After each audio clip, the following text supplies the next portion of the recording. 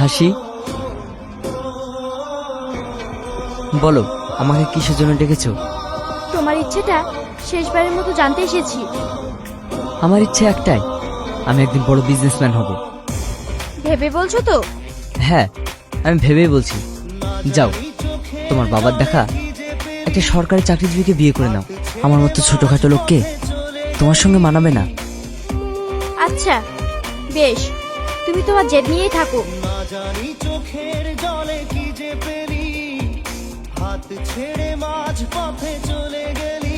বিন তেরে তেরে বিন সাজনা ক্যা জিনা, তাহলে সে কি ভুল ও, ছিল এই ব্যাপার। আমার? ও প্রিয়া, ও প্রিয়া।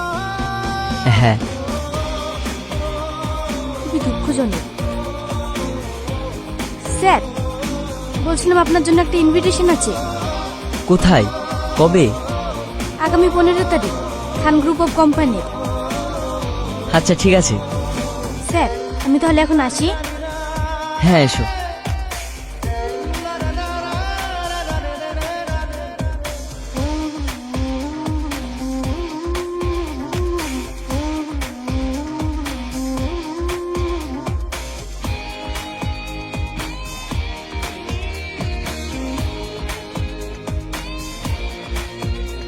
সুরাইয়া, তোমার আর কতক্ষণ দেরি হবে?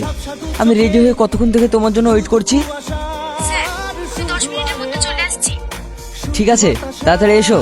ওকে স্যার। ধুধু কুয়াশার শুধু আলেয়া, শুধু হতাশা, ঝড় বুকে জড়ালাম, সেই ঝড়ে তরি না। বিন তেরে তেরে বিন সাজনা ক্যা জিনা, তাহলে সে কি ভুল ছিল আমার? ও প্রিয়া, ও প্রিয়া।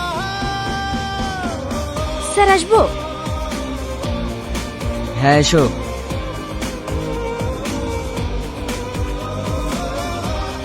সরি স্যার, একটু দেরি হয়ে গেল। সরি বলার কিছুই নেই। তোমাকে একটা কথা বলি শোনো। সময় আসলে ঘড়ির কাঁটা নয়, সময় হলো মানুষের জীবনের সবচেয়ে মূল্যবান সম্পদ। সময় একবার চলে গেলে আর কখনো ফিরে আসে না। টাকা হারিয়ে গেলে আবার উপার্জন করা যায়, পরীক্ষায় ফেল করলে আবার বসা যায়, কিন্তু নষ্ট হওয়ার সময় কখনোই ফেরানো যায় না।